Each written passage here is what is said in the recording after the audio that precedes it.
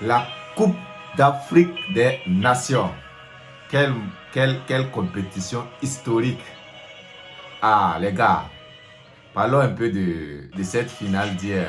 Moi, j'étais vraiment touché, impressionné et particulièrement, j'ai retenu beaucoup de leçons que tout homme doit retenir dans cette histoire et s'en servir dans le cours de sa vie sur cette terre. Parce que ce n'est pas seulement dans le foot qu'on va rencontrer ces genres d'événements, mais même dans nos vies personnelles, dans nos vies de couple, dans nos familles, il y aura des moments de tension, il y aura des moments de malcompréhension, il y aura des injustices qui seront faites et savoir se prendre face à ces situations, vraiment c'est la chose capitale qu'il faut développer. Sinon, tu vas prendre des décisions que tu vas regretter plus tard. Alors, je voudrais qu'on fasse un petit décryptage de ce qui s'était passé hier. D'abord, je ne suis pas un professionnel du football, donc je ne peux pas juger qui que ce soit face à tout ce qui s'est passé. Certains ont traité, jugé d'injuste, voilà, les manifestations de l'arbitre et autres. Bref, je ne suis pas du domaine, donc je ne peux pas me prononcer là-bas, mais que les connaisseurs connaissent. La première des choses qui retient mon attention ici, c'est la réaction du coach lorsque les limites étaient dépassées. Il avait demandé à tous ses joueurs de sortir du terrain et de déclarer forfait le match. Chose qui allait vraiment bouleverser tout. Mais grâce à Dieu, la situation a été sauvée à la dernière minute par notre leader, que j'appelle encore le vrai leader. La vraie définition du leader, c'est Sadio Mané. Donc, si on voit bien la réaction du coach, c'est normal. D'une part, et aussi anormal d'autre part. Parce que n'importe quel être humain sur cette terre, face à la colère, dans de telles situations, la première réaction, c'est d'agir d'abord avant de corriger après les erreurs. Et c'est ce qu'il a fait. Parce qu'il s'est dit que c'est de trop. Ils ont eu un but qui a été refusé. Ensuite, quand c'est leur tour, on déclare penalty. Donc, à ce moment, le coach s'est vu dépasser et il dit trop, c'est trop. Il a tapé sur la table. Et d'une part, il faut aussi dire que lorsque sur une table, l'équité n'est pas servie à sa juste valeur, il faut quitter cette table. Et je pense que c'est ce qui traduit cette réaction de ce coach. Si on analyse bien, c'est un peu ça. Parce que quand tu n'es pas traité à ta juste valeur, là où tu te trouves, il ne faut pas continuer à rester sur cette table, mais quitter. Et le coach a défendu ici la dignité de l'équipe, la dignité ou bien l'image de leur pays. En ne pas se laisser faire, en ne pas céder. Mais plus tard, il s'est excusé que c'est sous l'émotion qu'il a pris la décision et il a demandé pardon au grand public face au micro des journalistes et c'est publié, vous pouvez retrouver son interview sur les réseaux sociaux. Ceci dit, il faut retenir que il y aura toujours des situations dans la vie qui vont nous mettre en colère. Des situations d'injustice, peut-être dans ta famille, dans ton pays, qui vont t'énerver. Mais ce n'est pas se mettre en colère et se retirer de la compétition qui est importante, mais c'est rester résilient face à cette injustice et prouver par tes actions simples et nobles que la justice est souveraine, la justice est au-dessus de tout. Nul ne peut censé ignorer ce qui est juste. Et c'est ce que les Sénégalais ont prouvé par leur bravoure dans cette compétition. Et moi, je tire chapeau à tous les Sénégalais pour cette victoire.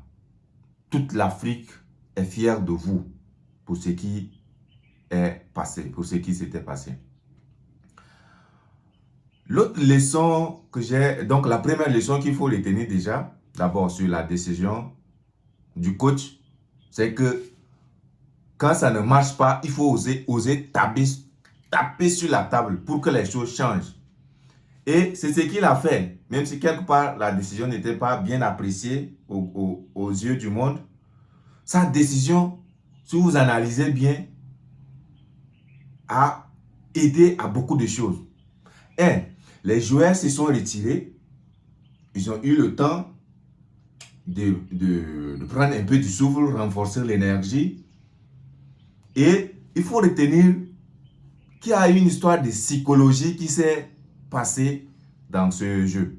Lorsque l'arbitre avait dit non, lorsque le coach avait dit non, il faudrait que ces joueurs sortent du terrain, l'équipe adverse s'est sentie déjà vainqueur. Donc dans leur cœur, c'était la joie totale. Ils sont là, il faut qu'ils sortent, il faut qu'ils se déclarent forfait pour qu'on gagne. Ils étaient contents que la victoire leur appartenait. Donc ça a déjà joué sur leur mentalité, sur leur mindset. Et quand les gars sont revenus plus forts, ils étaient abattus psychologiquement. Moi, je pourrais dire que c'est une tactique aussi qui a vraiment marché et a été favorable pour l'équipe sénégalaise. Parce que quand les gars étaient revenus, c'est avec une certaine rage qu'ils vont quand même jouer malgré les injustices qui étaient constatées sur le terrain, qu'ils vont quand même jouer dignement et finir le jeu sur le terrain. Mais pas déclarer défaite à l'adversaire. Après tous ces efforts consentis, plus de 90 minutes à rester résilient, il ne faut pas céder à la dernière minute. Et je pense que ça a vraiment donné le résultat attendu. Donc, face à une situation, quand c'est de trop, il faut savoir aussi dire non et taper sur la table. Ça, c'est un. Et l'autre leçon qu'il faut retenir ici, il faut aussi savoir contrôler ses émotions lorsqu'on est dans la colère. Parce que dans la colère, il n'y aura jamais une bonne décision qu'on prend dans la colère. Donc, c'est très important de maîtriser ses émotions. Quand tu penses que la décision que tu vas prendre dans la colère ne va pas t'arranger, prends ton temps de te ressaisir d'abord, réfléchis mûrement avant de te prononcer. Ça serait très sage parce que toute décision prise dans la colère, à 90% des cas, donne toujours des résultats néfastes, des résultats négatifs, des résultats regrettables plus tard. Et si le coach, imaginez que le coach restait sur sa décision, qu'on ne va plus jouer, qu'on déclare le match forfait, qui aurait pensé que le Sénégal allait remporter? Mais leur victoire, on dirait que c'est quelque chose qui était prédéfini, mais qui était planifié par Dieu, on ne sait pas. Donc il fallait que l'équipe aille jusqu'au bout pour savoir ce que Dieu a réservé pour eux. Et vous avez vu le résultat. Donc ça, c'est la première des leçons, bien les premières leçons qu'on peut tirer face à la colère. Il ne faut jamais prendre des décisions dans la colère. Réfléchir mûrement avant de décider. L'autre chose que j'apprécie et que je salue beaucoup, c'est le leadership du leader Sadio Mané. Non, le gars m'a impressionné. Les gars, moi je ne suis pas un footballeur, j'aime pas trop le foot, donc je n'ai pas trop de notions dans le foot. Mais c'est son leadership qui m'a marqué hier. Quand les gens étaient dans la colère, tout le monde était nerveux. Quand vous le voyez bien sur le terrain, lui, il était sans froid. Il était calme, focus, déterminé. Et il ne s'est pas laissé abattu. Il ne s'est pas laissé abattre par l'actualité du terrain. Mais il était focus, tranquille. Et qu'est-ce qu'il a fait? Pendant que tous ses coéquipiers ont répondu à l'ordre du coach et ils sont sortis pour aller dans le vestiaire, Il était le seul à rester au terrain. Il était le seul à rester au terrain. Et qu'est-ce qu'il a fait? Il ne s'est pas décidé aussitôt. Malgré la colère, la frustration qui était là, il a décidé d'aller vers les experts, les consulter d'abord avant de se décider. Et c'est la sage décision qui a sauvé tout le jeu. Si Sadio Mané n'avait pas agi de cette manière, c'est que le foot, la finale était finie et que c'est l'adversaire qui avait gagné. Donc, il était parti consulter qui là, Guy Leroy, je n'ai pas bien retenu le nom, mais Leroy, vous le connaissez bien, il était parti le consulter et le gars lui a dit, si j'étais à votre place, on allait reprendre le jeu. Il avait consulté aussi un autre joueur, je pense que c'est quelqu'un qui a un peu l'expérience aussi, qu'il est parti le consulter, je ne sais pas, Amadou qui comme ça, je n'ai pas bien retenu le nom, qu'il est parti consulter aussi. Lorsqu'il a consulté les deux personnes de référence qui ont l'expérience dans le foot, il a dit, on ne va pas laisser. Il a commencé à appeler ses amis à revenir au terrain. Et il dit qu'on va jouer et finir sur le terrain. Ça, c'est du vrai leadership. Et ce que j'ai aimé est que tous ses coéquipiers lui ont écouté et sont revenus jouer. Malgré la frustration, la rage, la colère qui était là, ils ont accepté de revenir jouer. C'est ça le leader. On dit le leader, c'est celui qui connaît la voie, il a pratiqué la voie et montre la voie aux autres. Sadio Mané, c'est un joueur de renommée internationale que tout le monde connaît. Mais malgré son rang, malgré son, comment je vais dire ça, sa renommée, il est toujours resté sage et humble face à la situation. Et au lieu de se mettre aussi en colère et bavarder, prendre des décisions, il a gardé son sang-froid, il est parti vers les sages, les consulter, et il a juste exécuté le conseil des sages qui lui ont dit, il faut reprendre le jeu. Et en plus de son expérience, il a dit quoi? Que c'est vrai que l'arbitre peut mal jouer son rôle, mais ce n'est pas à eux de juger. Leur devoir, c'est de jouer le jeu jusqu'à la fin, et le reste appartient à l'histoire. Vraiment, moi, je salue. C'est-à-dire, cette mentalité, ce mindset-là, c'est la mentalité que toute personne doit avoir face à n'importe quelle situation.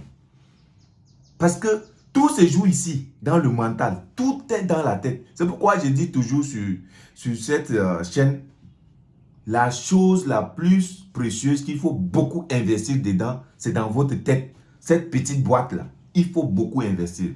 C'est-à-dire, en termes de connaissances, il faut se cultiver, lire, apprendre de nouvelles choses, apprendre auprès de ceux qui ont réussi, apprendre auprès des modèles. Et c'est comme ça que vous pouvez développer votre état d'esprit, avoir un état d'esprit de lion qui ne cède pas facilement face à n'importe quelle épreuve de la vie. Et je tiens à dire merci encore à Sadio Mané. Je pense que je dois aller au Sénégal. Je dois aller au Sénégal. Si je pouvais avoir l'opportunité d'aller saluer Sadio Mané et lui dire combien de fois il m'a impacté avec son leadership pendant cette CAN, je pouvais le faire. Si je peux avoir cette occasion-là. C'est vraiment un leadership à saluer. Moi, c'est la partie qui m'a le plus retenu l'attention. C'est-à-dire le leadership de ce gars. Il est resté serein, déterminé à gagner. Quelle que soit l'injustice qui s'était fait remarquer au terrain. Donc les gars, si on voit ces deux leaders qui ont marqué cette compétition, le coach et Sadio Mané, on a beaucoup de leçons à retenir.